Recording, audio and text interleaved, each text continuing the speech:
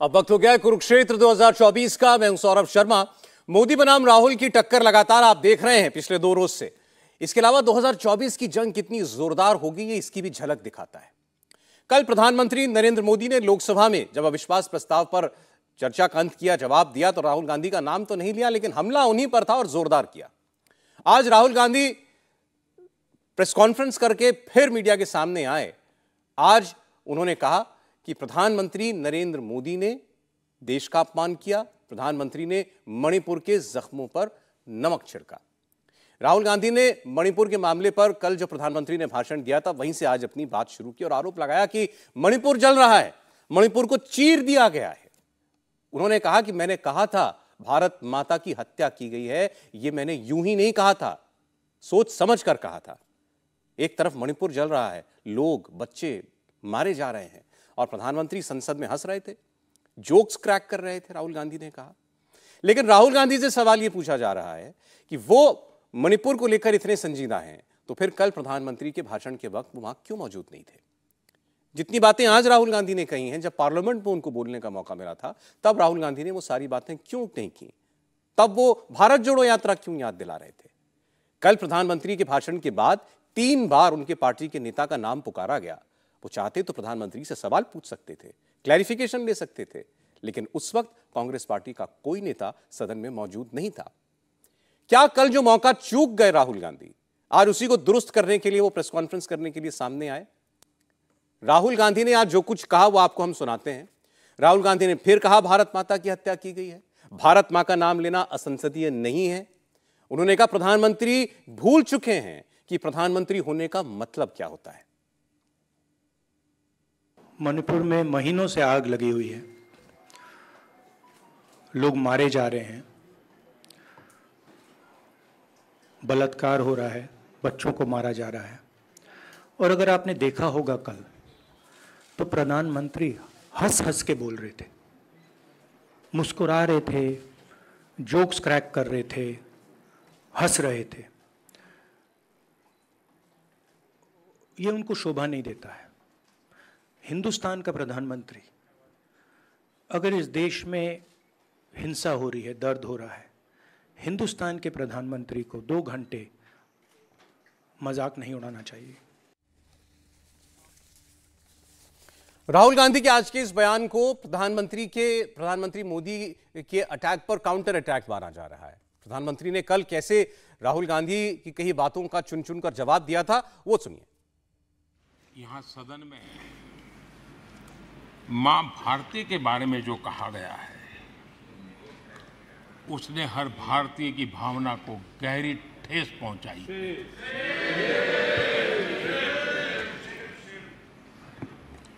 अध्यक्ष जी, पता नहीं मुझे क्या हो गया है,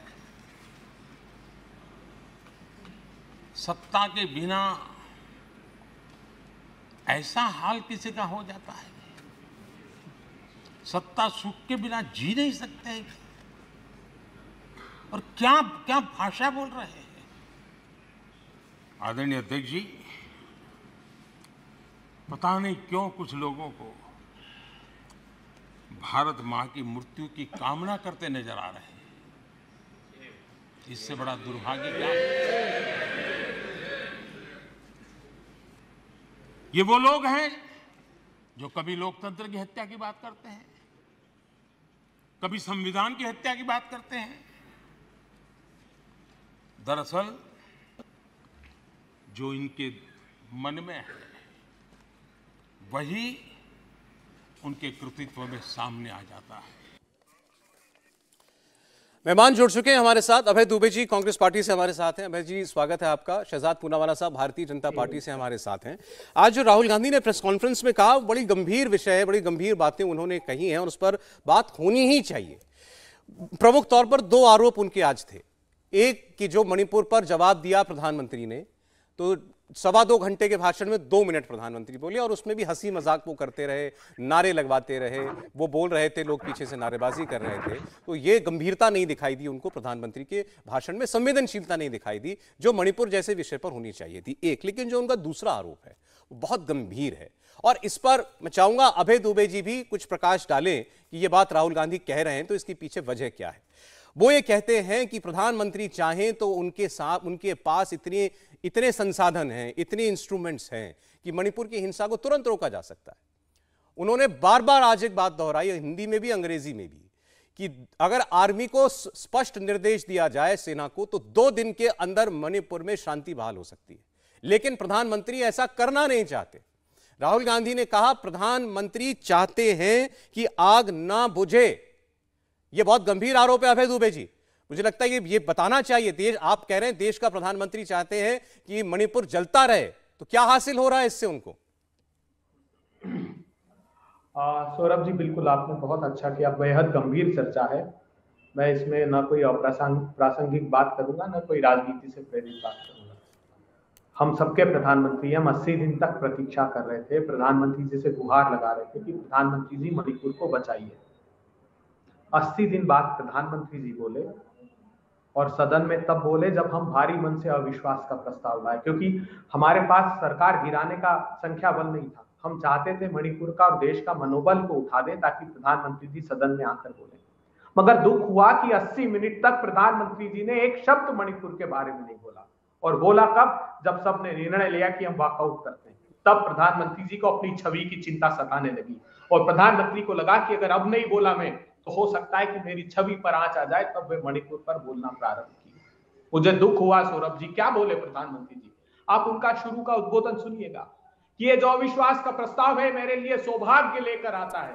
पहले भी जब 2018 में आया था तो मेरी सरकार वापिस आ गई। आपको मुबारक प्रधानमंत्री जी, आपकी सरकार। मगर क्या एक सैनिक की पत्नी को निर्वस्त्र करके घुमाया जाना मेरे देश के प्रधानमंत्री के लिए सौभाग्य का विषय हो सकता है? क्या देश के स्वतंत्रता संग्राम सेनानी की पत्नी को जिंदा कमरे में बंद करके जला दिया जाना मेरे देश के प्रधानमंत्री के लिए सौभाग्य का विषय हो सकता है? क्या देश के राज्य मंत्री का घर को जला दिया जाना सौभाग्य का विषय हो सकता है? क्या 4000 को वेपन्स को लूट लिया जाना सौभाग्य का विषय हो सकता है प्रधानमंत्री जी? जी अभय जी, हो सकता है। प्रधानमंत्री जी, आपने दूसरी बात कही कि नेता प्रतिपक्ष ने कहकर सब गुड़ गोबर कर दिया। जब कहते हैं तो प्रधानमंत्री जी, अगर मणिपुर पर वो संवेदनाएं व्यक्त करते हैं तो उसको आप गुड़ गोबर बताते हैं। और आखिरी बात प्रधानमंत्री जी ने और भी गंभीर कही, मुझे अपेक्षा नहीं थी मेरे देश के प्रधानमंत्री जी से। उन्होंने कहा कि अगली बार अविश्वास का प्रस्ताव लाओ तो कुछ इनोवेशन, कुछ क्रिएटिविटी करना। प्रधानमंत्री जी, इतनी निर्ममता बर्बरता मणिपुर में हुई, आप चाहते हैं उससे भी अधिक निर्ममता बर्बरता की कोई क्रिएटिविटी, कोई इनोवेशन करें? कैसा वक्त? ये आपने ऐसा इंटरप्रेट किया प्रधानमंत्री की बात को। अभय जी, मेरे सवाल का जवाब नहीं आया। आप प्रश्न ये था, राहुल गांधी कहते हैं प्रधानमंत्री मणिपुर की आग बुझाना नहीं चाहते, तो ये किस बुनियाद पर वो कह रहे हैं? एक मिनट जरा इस पर शहजाद पूनावाला का मैं जवाब चाहता हूं। शहजाद पूनावाला, आज प्रधानमंत्री जी ने, सौरभ जी मैं इसका जवाब 1 सेकंड में जवाब देना चाहता हूं। मैं जवाब दूं, मुझे अगर आप 30 सेकंड दें अभय दुबे जी। आपकी आवाज वैसे तो मेरे पास अच्छे से पहुंच रही है, थोड़ा सा और इसको बेटर कर लेते हैं। मैं आऊंगा आपके पास, इस बीच में मैं इनका रिएक्शन ले लूं, फिर मैं आता हूं आपके पास। राहुल गांधी ने आज कहा प्रधानमंत्री 2 मिनट बोले मात्र मणिपुर पर, बाकी समय केवल पॉलिटिकल भाषण दिया। ये भाषण किसी सभा में, राजनीतिक सभा में देते, किसी रैली में देते? शहजाद। नमस्कार सौरभ जी। नमस्कार सौरभ जी। सबसे पहले गंभीर चर्चा है तो हम अपने अपने समय पर बोले। देखिए, पॉलिटिक्स में रीलॉन्च तो हमने 13-14 बार देख लिया है, पर रीलॉन्च जब फेल हो जाए पार्लियामेंट में तो रीटेक का भी अवसर कुछ लोगों को प्रेस कॉन्फ्रेंस के द्वारा दिया जाता है। और रीटेक जब लेते भी है तो कम से कम मुझे लगा सौरभ जी आज आकर कहेंगे कि मैं क्षमा मांगता हूं कि मैंने भारत माता की हत्या की बात की। सौरभ जी, भारत कोई जमीन का टुकड़ा नहीं है। भारत सदैव अमर रहेगा। भारत कभी निष्प्राण नहीं हो सकता।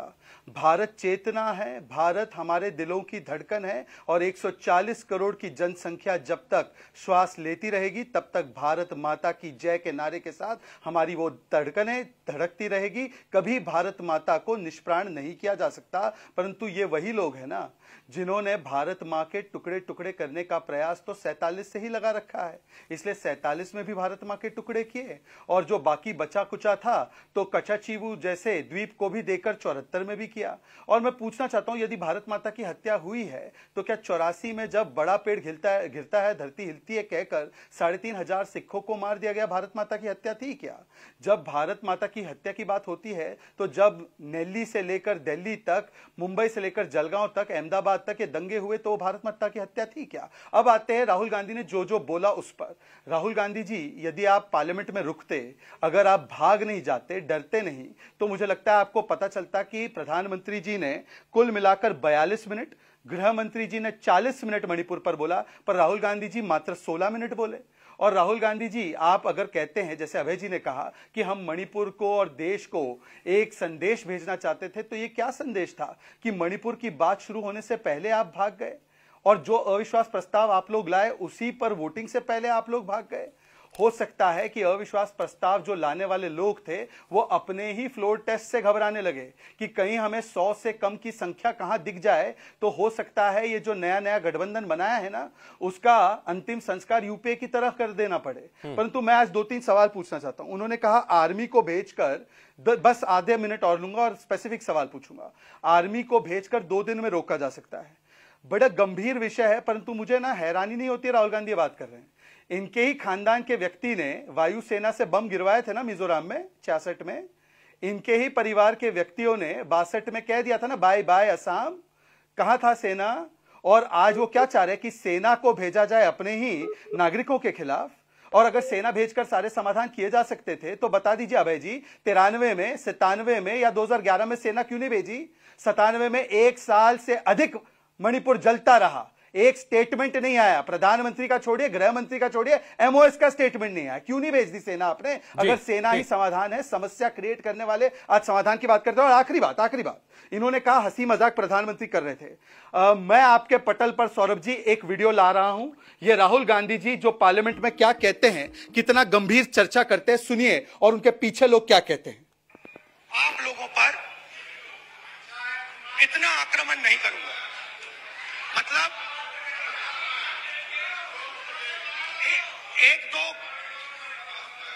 एक दो गोले जरूर मारूंगा, मगर इतना नहीं मारूंगा। 1-2 गोले जरूर मारूंगा पर इतना नहीं मारूंगा। और पीछे ये गंभीर चर्चा है।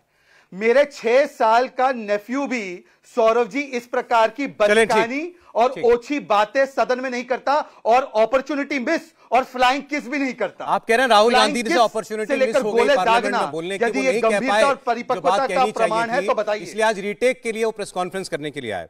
मैं अभय जी के पास फिर जा रहा हूं। अभय जी, पहले वही जो बुनियादी सवाल, पहला प्रश्न था, उसी का आप उत्तर देते, फिर इनकी बातों का जवाब दीजिएगा। क्यों नहीं चाहेंगे प्रधानमंत्री कि मणिपुर की हिंसा रुके? पहली बार कांग्रेस पार्टी राहुल गांधी जी ने नहीं बोला ये बात।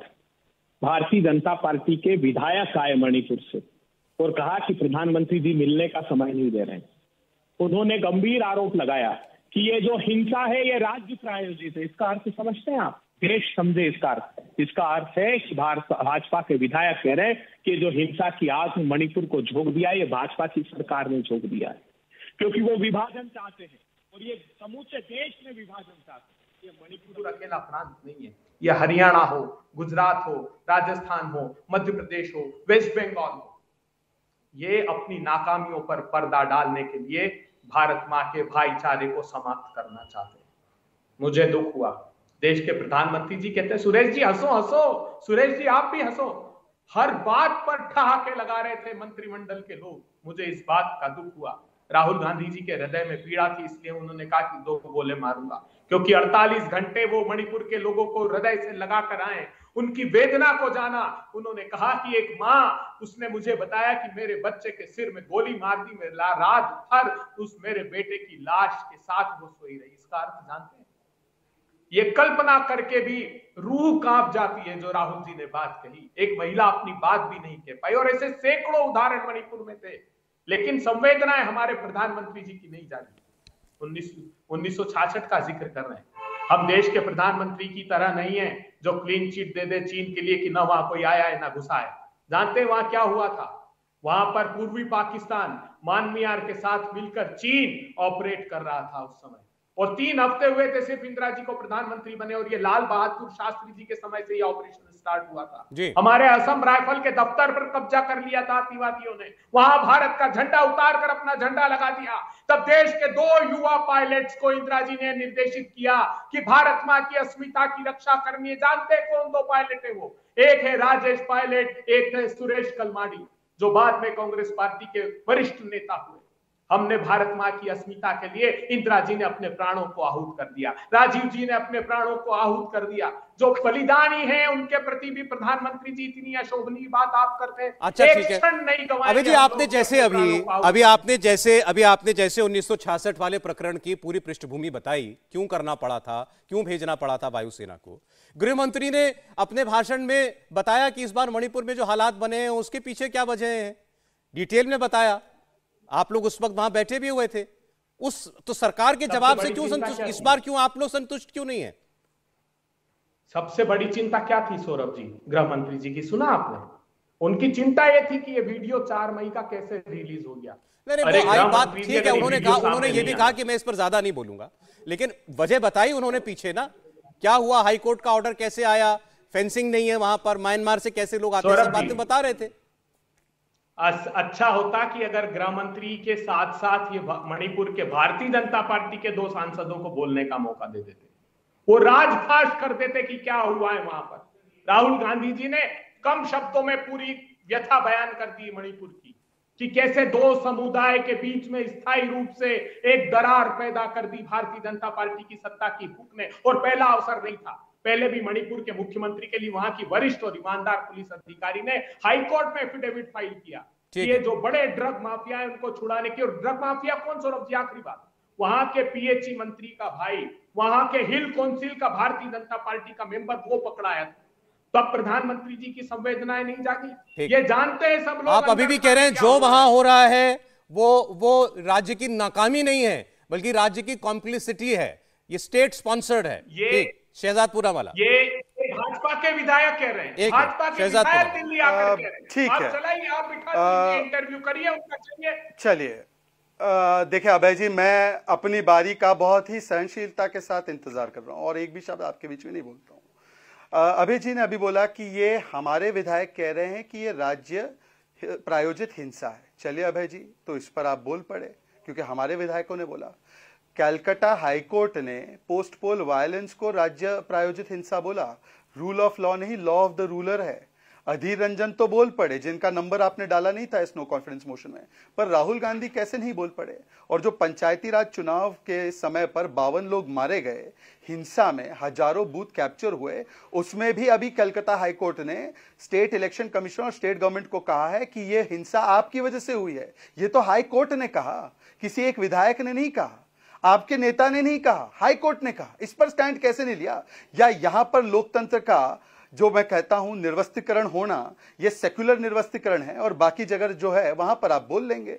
अच्छा, आपने एमएलए की बात की है, तो भाई दिव्या मदेरणा ने कहा कि 3 वर्षों से महेश जोशी के बेटे पर, रोहित जोशी पर अभी तक एफआईआर बलात्कार की नहीं हुई है। तो आपने उसके ऊपर क्या किया? आप ही की विधायक बोल रही है, राजेंद्र गुड़ा आपके मंत्री। कभी भी ऐसा नहीं हुआ कि कोई सिटिंग मंत्री सदन के पटल में वहां की स्थिति के बारे में वर्णन करना चाहता है और अगले ही दिन उसको निकाल दिया जाता है मंत्रालय से। बताइए ना, आपने तो वहां की असेंबली में उनको बोलने नहीं दिया। अब जहां तक सवाल है हमारी बात का, आइए आज आपने बात की वीरों की। देखिए बड़ा अच्छा लगा, वीरों की बात कर ली। ये वही अभय जी है जिनकी पार्टी ने कारगिल विजय दिवस 2004 से 9 तक इसको मनाने का बंद करवा दिया था प्रोग्राम, क्योंकि इन्होंने कहा यह एनडीए का युद्ध है। यह राशिद अलवी ने ऑन रिकॉर्ड कहा है। राजीव चंद्रशेखर ने जब उठकर कहा क्या कर रहे हो मान्यवर, यह हमारी सेना की जीत है, तब कारगिल विजय दिवस के नाम पर हमने अपने शहीदों को फिर से देश की तरफ से सम्मान देना शुरू कर दिया था। नेशनल वॉर मेमोरियल को 60 वर्षों तक लटकाए रखा, ओआरओपी को 42 वर्षों तक लटकाए रखा। आप तो सैनिकों की बात कतई ना करें। और गुड़ गोबर की बात जहां तक है, ये गुड़ गोबर तो बिल्कुल सही प्रधानमंत्री ने कहा। पता है क्यों अभय जी? आप में और मेरे कितने ही हजार डिफरेंसेस क्यों ना हो, मुझे पता है कि कभी भी आप किसी भी भारत के भूभाग के हिस्से का अंतरराष्ट्रीयकरण हो यह बात नहीं करेंगे, परंतु जो नेता, आपके नेता कश्मीर के अंतरराष्ट्रीयकरण की बात करते हैं, सुनिए वो क्या कहते हैं मणिपुर के विषय में। आपको पुरस्कार मिला था, खुशी हुई हम लोग, आपको नवाजा गया बहुत बड़ा पुरस्कार में। उस समय भी यूरोपियन पार्लियामेंट में ये मणिपुर की मुद्दा चर्चा में थे, अमेरिका में भी ये मुद्दा चर्चा में थे। सुनिए, तो हमारी तरफ से ये बार बार समझाने की कोशिश किए गए थे कि Manipur issue cannot be confined to any state और any nation. It has already assumed a global dimension. Manipur issue cannot be confined to any state or a nation. It is already a global issue. अभय जी, आपके मेरे 1000 differences हो, पर नेहरू वाली गलती फिर से मत दोहराइए। अधीर रंजन ने जो कहा था कि 370 इसलिए नहीं हटाया जा सकता क्योंकि कश्मीर भारत पाक का मामला है, यह गलती मत दोहराइए। आप एक परिपक्व प्रवक्ता है, मैं आपसे इस गुड़ से गोबर करने वाले बयान का खंडन चाहता हूं, अधिकृत खंडन, या तो बता दीजिए कि आप इसका समर्थन करते हैं। बताइए, यह परिपक्व बयान नहीं था अभय जी? प्रधानमंत्री जी को पीड़ा सिर्फ इस बात की थी कि उन्होंने गंभीर बातें मणिपुर के संदर्भ में कही। प्रधानमंत्री जी को हर उस व्यक्ति से पीड़ा है, भारतीय जनता पार्टी के नेताओं को मुझे दुख हुआ, भारतीय जनता पार्टी के सारे प्रवक्ता एनडीए के दलों से, कांग्रेस पार्टी से, नेताओं से प्रतिशोध ले रहे हैं। अगर इतनी सी भी सद्भावना इसकी अपेक्षा मणिपुर पर बता दी होती तो आज मणिपुर में शांति स्थापित हो चुकी होती। मैं बार बार दोहराता हूं कि ये हमने नहीं कहा, वहां के लोगों ने कहा, इसलिए इन्होंने इनके सांसद को बोलने नहीं दिया। मणिपुर पर बोलने की चर्चा में अमित शाह साहब ने कलावती से लेकर किसानों तक सब पर झूठ परोसा देश के सामने। यह अपेक्षा हमको नहीं थी। प्रधानमंत्री जी ने एनडीए के दलों पर बात की, चेहरा कौन होगा? प्रधानमंत्री जी, मैं आज आपसे पूछता हूं, आज की घटनाएं, आज जो पॉपुलर फ्रंट ऑफ इंडिया है, जो आतंकी संगठन आपने घोषित किया, उसका जो राजनीतिक संगठन है एसडीपीआई, उससे कर्नाटका में उसकी सहायता से आपने और एसडीपीआई ने वहां स्थानीय निकाय में सरकार बनाई है। आज के दिन जब मैं सौरभ जी से बात कर रहा हूं, कौन चेहरा होगा? प्रधानमंत्री जी, आप चेहरा नहीं है। आपके दल कौन क्या कह रहे हैं? एनडीए कह रहे हैं सीमा हैदर चेहरा होगी, पाकिस्तान से जो 4 बच्चों की मां है, जिसको आप सिटीजनशिप अमेंडमेंट एक्ट कह रहे थे, पाकिस्तान को हम नागरिकता नहीं देंगे, पाकिस्तान के नागरिकों को अब झुपालने में झुला रहे हैं और चुनाव लड़ाने की बात कर रहे हैं। अब्बास अंसारी, वो मुख्तार अंसारी जिसको कहते थे हिंदुस्तान का सबसे बड़ा माफिया डॉन, उत्तर प्रदेश के मुख्यमंत्री से लेकर भारतीय जनता पार्टी के मंत्री तक, उनका बच्चा चेहरा होगा प्रधानमंत्री। वो हसन मुंशरिफ जिसके प्रेस कॉन्फ्रेंस लेकर कहते थे ईडी रिप्लाई फाइल करती हाई कोर्ट में कि 40,000 किसानों का पैसा बच्चों के खातों में डाइवर्ट कर दिया, वो चेहरा होगा। वो प्रफुल्ल पटेल जिस पर प्रेस कॉन्फ्रेंस लेकर कहते कि दाऊद इब्राहिम का दायां हाथ, इकबाल मिर्ची का साथी प्रफुल्ल पटेल, वो अब आपका चेहरा होगा। जिस पर 70,000 करोड़ के घोटाले का आरोप लगाया अजीत कुमार, वो चेहरा होगा। और ये विकृत चेहरा देश नकारने वाला है। आपने कहा कि एनडीए के बीच में जोड़कर इंडिया बना लिया, तो प्रधानमंत्री जी, जो नेशनल डिवाइसिव अलायंस है, जो नेशनल डिस्ट्रक्टिव अलायंस है, उसमें हमने सद्भावना जोड़ी, उसमें हमने भाईचारा जोड़ा, उसमें हमने सदाशयता जोड़ी, उसमें हमने संयम जोड़ा जो भारत माता को प्रतिबिंबित करता है। और एक बात और कह दूं, उसी भाषण में प्रधानमंत्री ने कहा कि भारत माता के पैर काट दिए, भारत माता के हाथ काट दिए।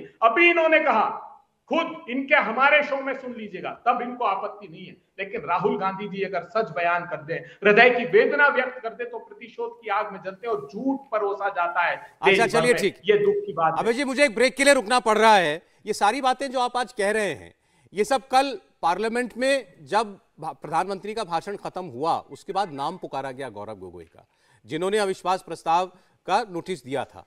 आप लोग वहां नहीं थे, प्रधानमंत्री के सामने मौजूद रहते। बीच में भी हो सकता है आपको अवसर मिलता है अपनी बातें कहने का, राइट टू रिप्लाई का आपको मौका मिलता, लेकिन आप लोग बीच में चले गए। राहुल गांधी जी वैसे भी भाषण में आए थे प्रधानमंत्री के, तो बाद में आए थे, फिर उनके कहने पर आप सब लोग उठकर चल दिए। ये क्यों किया आप लोगों ने? आज एक ब्रेक ले लूं, उसके बाद इसका जवाब आपसे लेता हूं। एक छोटा सा ब्रेक।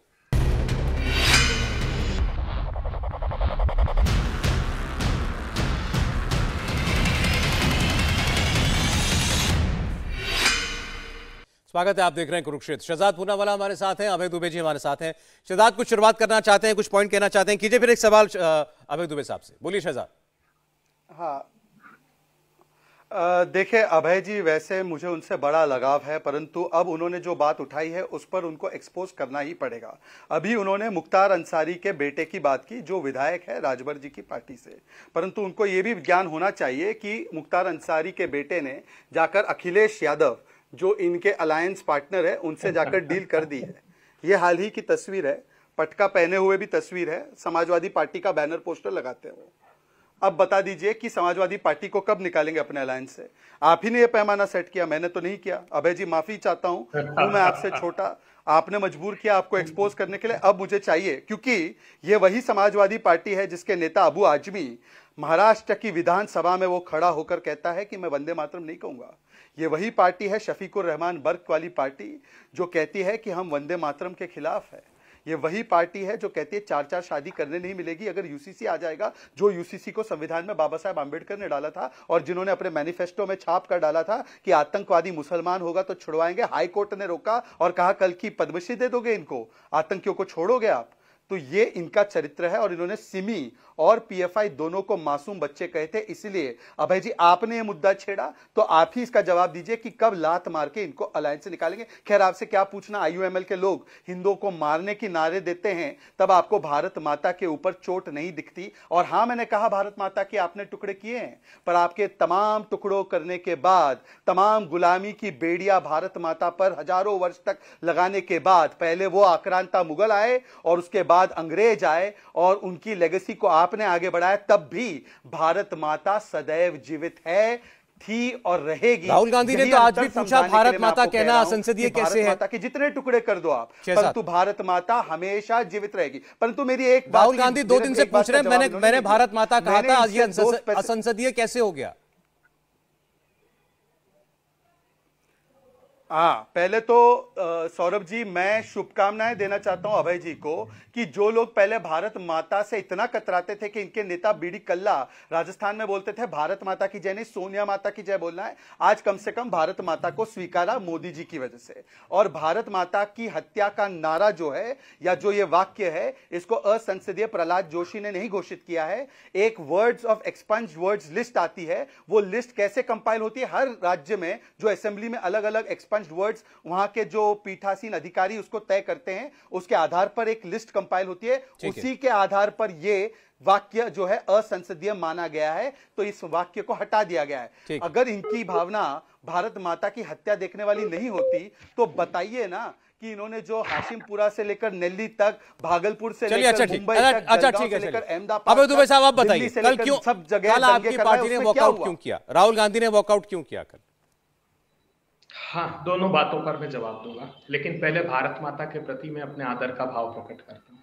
भारत माता जब अंग्रेजों की बेड़ियों में जकड़ी हुई थी, जब रूढ़ियों और बेड़ियों में, तब जब हमारी बूढ़ी गांधी कही जाने वाली, तामलुक में रहने वाली एक मां तामलुक के थाने पर वंदे मातरम का उद्घोष कर रही थी और एक के बाद एक 3 गोलियां खा रही थी 1942 में भारत छोड़ो के आंदोलन में, तब भारतीय जनता पार्टी के बुनियाद के पत्थर श्यामा प्रसाद मुखर्जी एक प्रस्ताव पारित कर रहे थे बरतानिया हुकूमत के गवर्नर के लिए, और वो कह रहे थे कि कैसे इस भारत के आजादी के आंदोलन को, भारत छोड़ो आंदोलन को कुचलना है। जब हमने सारी प्रोविंशियल स्टेट से इस्तीफा दिया कि हम अपनी पूर्ण स्वराज्य की मांग करते हैं, आजादी को आज से हम निर्धारित करेंगे, करो या मरो, गांधी जी बोल रहे थे, तब उस फजलुल हक के साथ भारतीय जनता पार्टी के बुनियाद के पत्थर सरकार बना रहे थे। वो फजलुल हक जिसने 1940 में पाकिस्तान का प्रस्ताव पढ़ा, वो Hindu Mahasabha north west frontier province में और सिंध प्रांत में मुस्लिम लीग के साथ सरकार बना रही थी।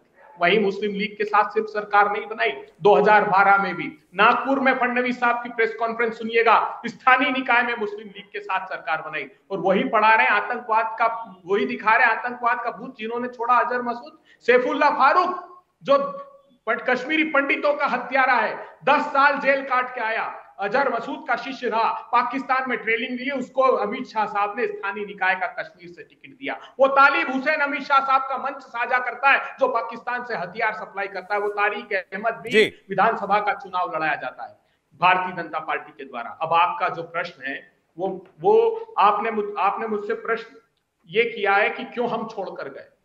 मैं आज देश को बताना चाहता हूं कि अगर हमने वॉकआउट नहीं किया होता तो प्रधानमंत्री जी मणिपुर का मां भी नहीं बोलते, क्योंकि वो तय करके आए थे कि मैं मणिपुर पर एक शब्द नहीं बोलूंगा, और बाद में उन्होंने उसका उद्बोधन भी दिया कि अमित शाह साहब सब बोल चुके हैं कल, लेकिन उनको लगा कि मेरी छवि धूमिल हो जाएगी, वॉकआउट से वो सन्न रह गए, उनको उम्मीद नहीं थी। 80-90 मिनट तक राहुल गांधी जी प्रतीक्षा करते रहे कि मेरे देश के प्रधानमंत्री न सिर्फ वर्तमान की परिस्थितियों पर बोलेंगे, मणिपुर पे भविष्य का रास्ता दिखाएंगे। हम सब ये उम्मीद कर रहे थे। आपको कैसे पता चल गया कि वो नहीं बोलने वाले थे और हम उठकर चले गए तभी वो बोले?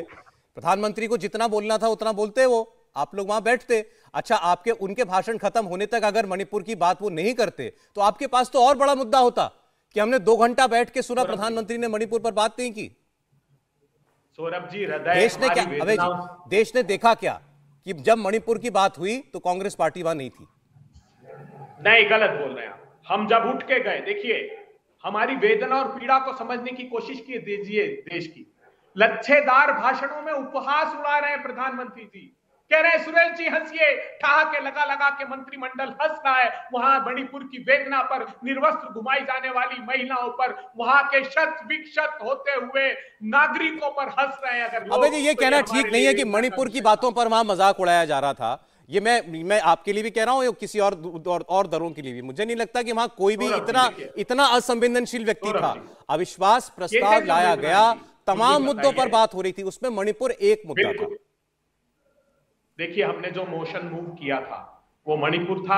हमारे जो गौरव गोगोई जी ने पूरा वृत्तांत रखा, हमने इसीलिए उनको निर्धारित किया पहले वक्ता के रूप में, क्योंकि वो साथ में प्रतिनिधिमंडल के नेतृत्व करते हुए गए थे और वो खुद नॉर्थ ईस्ट से आते हैं। सौरभ जी समझिए, इसमें मैं मेरे प्रधानमंत्री को अपमानित नहीं करना चाह रहा, उनके प्रति अपने असम्मान का भाव प्रकट नहीं कर रहा, लेकिन हृदय में दुख हुआ।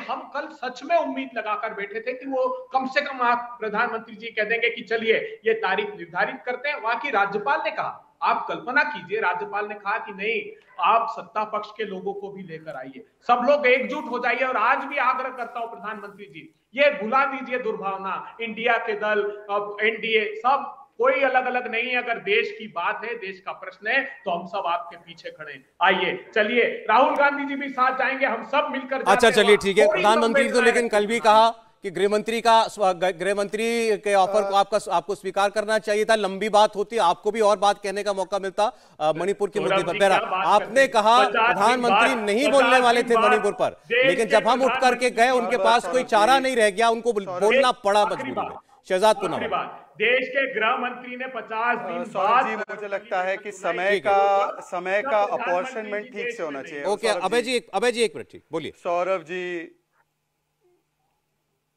देखिए, सौरभ जी मुझे लगता है कि समय का जो बंटवारा है वो ठीक से होना चाहिए और मुझे भी अपनी बात कहने का मौका मिलना चाहिए। देखिए, मैं एक एक करके बोलता हूँ। क्या ये मणिपुर पर कभी चर्चा चाहते थे?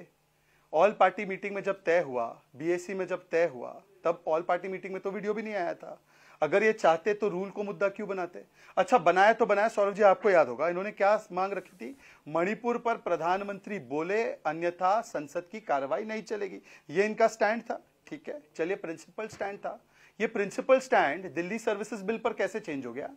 आपका कहना यह है कि दिल्ली सर्विसेज बिल मणिपुर से ज्यादा जरूरी था, या दिल्ली सर्विसेज बिल बाकी जो विधेयक आए थे 9-10 दिन के कार्यकाल में उससे ज्यादा जरूरी था, या वो संविधान पर हमला था? बाकी बिल जो थे वो संविधान के संविधान सहित थे, तो आपने इस पहले उस पर कोई बात नहीं रखी, चर्चा नहीं की। ये किस प्रकार का तर्क है? मतलब मणिपुर मुद्दा था ही नहीं।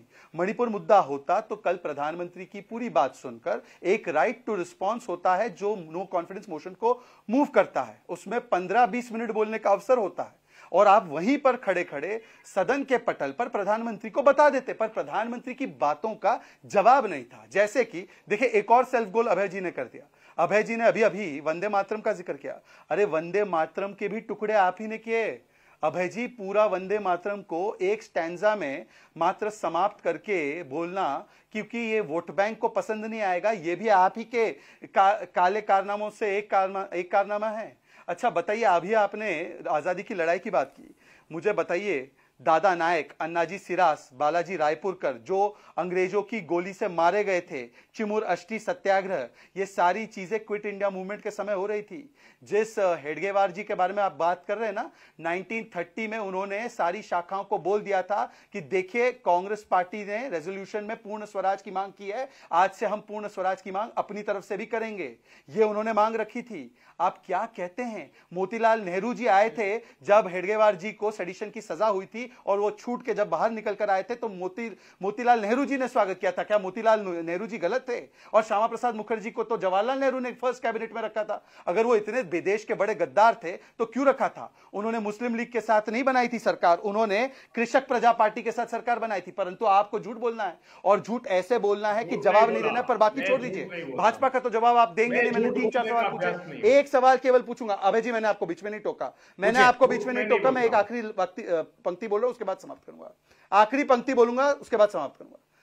लोहिया जी, सौरभ जी, राम मनोहर लोहिया जिनके वंशजों के साथ आजकल ये बैठने का दावा करते, उन्होंने कहा कि Nehru has made north east like a cold storage जहां पर विकास नहीं पहुंचती। ये लोहिया जी ने कहा है ना कि हमने कहा है। बताइए आपने किस प्रकार का व्यवहार किया था नॉर्थ ईस्ट में? आपके गौरव गोगोई जी से पूछना, Bodo accord, Bru Reang accord, NLFT, Karbi Anglong accord, Assam Meghalaya interstate dispute और एफ्सपा हटाने का काम, ये सारे अकॉर्ड और एग्रीमेंट किसने किया? आपके पास तो 60 वर्ष मौका था।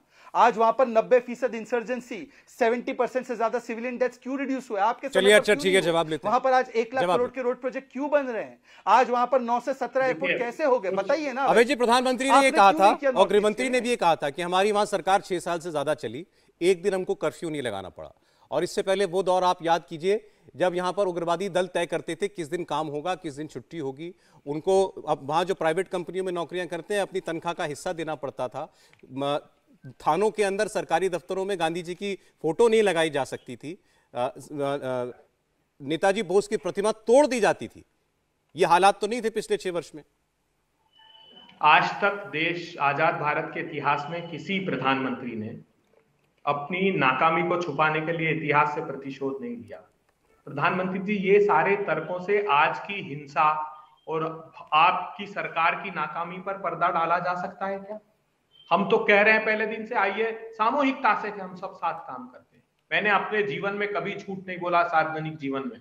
ये जो कह रहे हैं, मैंने नहीं कहा कि श्यामा प्रसाद मुखर्जी ने मुस्लिम लीग के साथ सरकार बनाई। मैंने कहा उस फजलुल हक के साथ सरकार बनाई जिसने 23 मार्च 1940 को लाहौर का प्रस्ताव पढ़ा था। हाँ, लेकिन मुस्लिम लीग के साथ मिलकर हिंदू महासभा ने नॉर्थ वेस्ट फ्रंटियर प्रोविंस में और सिंध प्रांत में सरकार बनाई। और मैं अनादर नहीं करता श्यामा प्रसाद मुखर्जी का, पंडित नेहरू के अच्छे मित्र भी थे। लंबा पत्राचार मैंने पढ़ा है वल्लभ भाई पटेल का, पंडित नेहरू का, श्यामा प्रसाद मुखर्जी का। आज की तरह वैमनस्य का भाव नहीं था, वैचारिक मतभेदता और मतभेद थे उस समय, लेकिन आज जैसी घृणा का वातावरण नहीं था। मैं विनम्रता से कहना चाहता हूं, जितने तथ्य है मैं 5 घंटे तक बात कर सकता हूं एक एक विषय पर तथ्यात्मक रूप से। आज मैं चाहता हूं कि प्रधानमंत्री जी, मणिपुर पर हम सब लोगों को मिलकर समाधान निकालना चाहिए, नहीं तो इतिहास क्षमा नहीं करेगा। हम तो वो दायित्व निभा रहे हैं जो देश की जनता ने दिया है हमको, कि प्रतिपक्षी दलों को दायित्व दिया है कि अगर सरकार गलत रास्ते पर चले तो उसको सही रास्ता दिखाएं। वो राहुल गांधी जी कोशिश कर रहे हैं। राहुल गांधी जी के मन में नफरत नहीं है आपके प्रति, वैमनस्य का भाव नहीं है। वो व्यथित इस बात से हैं कि जो उन्होंने खुद ने अपने जीवन में देखा है, जो मणिपुर में घट रहा है, वो हमारे लिए अच्छा नहीं है। प्रधानमंत्री जी, आपके पास समय मिलेगा चुनावी रैलियों में, भाषणों में गालियां दीजिएगा एनडीए के दल को, कांग्रेस पार्टी को, प्रतिपक्षी दलों को, लेकिन आज वो समय नहीं है। प्रधानमंत्री जी, अगर हम 80 मिनट बाद वॉकआउट नहीं करते तो विश्वास मानिए सन्न रह गए थे। आप वो वीडियो उठाकर देखिएगा प्रधानमंत्री जी की स्पीच का, जैसे ही वॉकआउट हुआ तो सन्न रह गए, फिर उनको बोलना पड़ा। नहीं तो हम लगातार चिल्ला रहे थे पूरे बहस में कि मणिपुर पर बात कीजिए। प्रधान, बहुत सारे अवसर है, रैलियों में आप कहते हैं, हर रैली में आप कहते हैं प्रधानमंत्री जी हमको आपत्ति नहीं है, लेकिन कल वो अवसर नहीं था। हम चाहते थे कि देश के प्रधानमंत्री जो सर्वोच्च नेता हैं वो रास्ता दिखाएं भविष्य का, वो वर्तमान पर बात करें, लेकिन वो नहीं किया आपने। और आज भी मैं 3 दिन से देख रहा हूं सारे प्रवक्ता इतिहास से प्रतिशोध ले रहे हैं। 62 में हुआ, 65 में हुआ, 93 में हुआ। अरे साहब, उससे प्रतिशोध मत लीजिए, आज पर बात कीजिए। मणिपुर की वेदना और दर्द को समझिए। आज जो हरियाणा में हो रहा है उस दर्द, चलिए अच्छा ठीक है। बंजारावास, वडोदरा का बंजारावास का राहुल कह रहा है प्रधानमंत्री जी 3 दिन तक देखिए कह रहे हैं हम तो आज भी चाहते हैं साथ मिलकर शांति स्थापित करने के लिए कदम बढ़ाए जाए। बोलिए। हाँ, सौरभ जी, बहुत अच्छा सवाल है। मैं आपको बताना चाहता हूं कि कोई इतिहास से प्रतिशोध नहीं कर रहा, पर चलो कम से कम आज अभय जी ने माना कि इतिहास में भी ये घटनाएं हुई थी, और जो इतिहास में नाकाम रहे, जो केवल समस्या देते रहे, वो आज समाधान सुझा रहे हैं, और वो भी ठीक है। आपके अनुभव से भी हम सीख सकते हैं, कोई समस्या नहीं है। परंतु ये राहुल गांधी का बयान है, और सौरभ जी ध्यान देना, 28 जुलाई का बयान, ideology of RSS BJP has set Manipur on fire. क्या ये फैक्चुअली करेक्ट है? क्या 93, 97, 2011 और जो 50 साल से वहां पर चल रहा है नस्ली हिंसा, उसके लिए आरएसएस की विचारधारा जिम्मेदार है? ये अभय जी, आप अलग चेहरा लेकर आते हो सौरभ जी के शो पे। आप तो मेरे मित्र हो, मेरे भाई हो, पर आपके नेता क्या बोल जाते हैं? या तो उनकी कमी है समझ की, या तो वो जानबूझ के ऐसा जहर फैलाते हैं। आप बताइए, इतिहास से कोई प्रतिशोध नहीं कर रहा। आपने गलतियां की, आपके कुकर्मों की सजा जनता ने आपको दी, इसलिए वापस से जनता सजा देगी। 24 में भी, 29 में भी। आपको 28 और 33 में भी एनसीएम लाना है, नो कॉन्फिडेंस मोशन आप ही को लाना है। पर मुझे बताइए कि अपने कुकर्मों के बारे में तो नहीं बात करते, आरएसएस की विचारधारा से। और शांति के बारे में मैं पूछना चाहता हूं, जब शांति की बात हो रही है तो यह है एक वीडियो, सौरभ जी ध्यान दीजिएगा, इस वीडियो को सारे मीडिया ऑर्गेनाइजेशंस ने बताया था, यह फेक वीडियो है जिसमें कि बताया जा रहा था कि क्रिश्चियन महिला का हत्या किया गया था, पर यह म्यांमार का वीडियो था। इस वीडियो को कौन ट्वीट करता है? कीर्ति आजाद। कीर्ति आजाद जो टीएमसी के नेता है। इतनी बेशर्मी। और शांति प्रस्ताव की जब बात आई, सौरभ जी, जब गृह मंत्री ने कहा कि शांति प्रस्ताव एक पार्लियामेंट से जाए, तो पहले कांग्रेसी क्या करने लगे? हो हाँ, नहीं हाँ हो, ये करने लगे। फिर इनको ये कह रहे थे कि प्रधानमंत्री ये प्रस्ताव प्रधानमंत्री की मौजूदगी में जाना चाहिए। और बोलिए राहुल गांधी के बयान पर स्टैंड।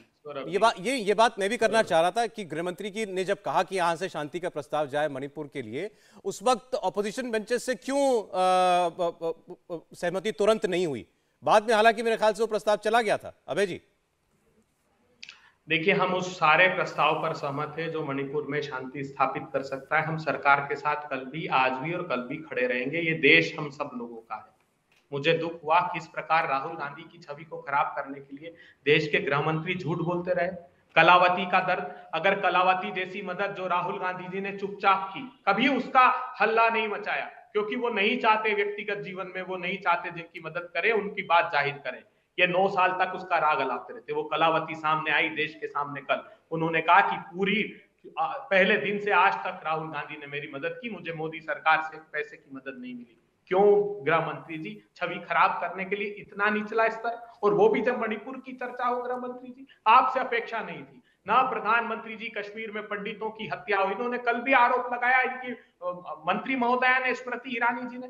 मुझे बताइए, 90 के दशक में जब नरसंहार हुआ, तब इनकी अप्रत्यक्ष रूप से सहयोग से वहां कश्मीर में सरकार चल रही थी। जब सिंहपुरा का नरसंहार हुआ, सिखों का कत्लेआम हुआ कश्मीर में, जब इनकी सरकार थी। जब नदी मार्ग थाने का कत्लेआम हुआ, पूरे गांव को कत्ल कर दिया गया, जब इनकी सरकार थी। जब रघुनाथ मंदिर पर हमला हुआ, तब इनकी सरकार थी। जब अमरनाथ यात्रा पर 2 बार हमला हुआ, तब इनकी सरकार थी। रजनीवाला का कत्ल हुआ, जब इनकी सरकार थी। राहुल भट्ट का कत्ल हुआ, जब इनकी सरकार थी। माखनलाल बिंद्रू जो 90 के दशक में छोड़कर नहीं गए, उनका कत्ल हुआ जब इनकी सरकार थी। प्रधानमंत्री जी ने संवेदनाओं का एक ट्वीट तक नहीं किया। सौरभ जी, ये मेरे लिए हृदय विदारक है, पीड़ादायक है। हम इस पर राजनीति नहीं करना चाहते थे, लेकिन इन्होंने आरोप लगाए, घृणित, उसका जवाब देना जरूरी है देश को। आज भी मैं देश के लोगों के सामने, करोड़ों दर्शक जो देख रहे हैं, उनसे आग्रह करता हूं कि हो सकता है कि हमने राजनीतिक वक्तव्य मैंने कोई दिया हो, लेकिन आप सब साथ आइए और मणिपुर, क्योंकि वहां अन्यथा चीन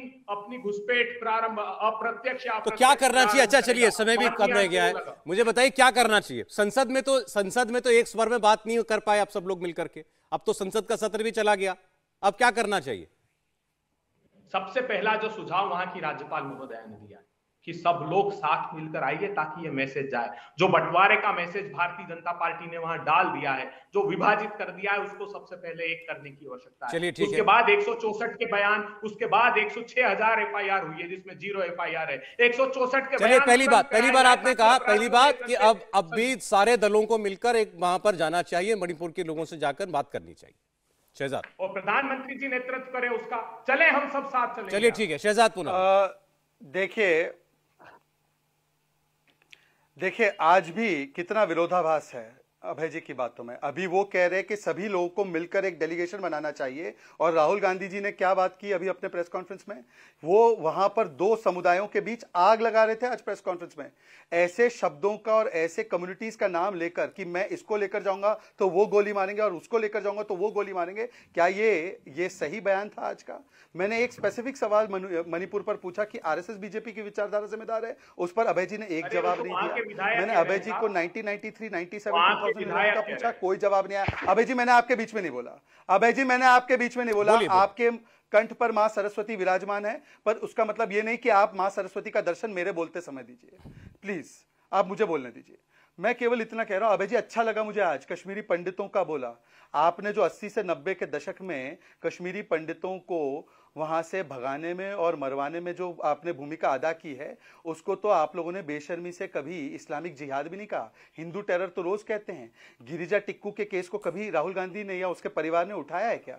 मणिपुर का केस उठाया, अच्छी बात की। गिरिजा टिक्कू को तो आरी से काटा गया, गैंगरेप किया गया। शीला भट्ट का, शारदा भट्ट का केस उठाया क्या आपने कभी? और गंजू साहब का केस आज खुल रहा है जब हमारी सरकार है। हाँ, हमारी सरकार है, इसीलिए गंजू साहब का केस आज खुल रहा है। आपने तो यासीन मलिक को बुलाकर बिरयानी खिलाई, हमने यासीन मलिक का कॉलर पकड़ा और उसको आतंकवादी घोषित करवाया कोर्ट से।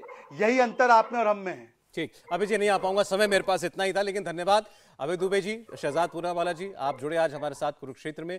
इंडिया टीवी हर वक्त हर जगह डाउनलोड करने के लिए सर्च करें India TV news Google play store या ऐप स्टोर पर।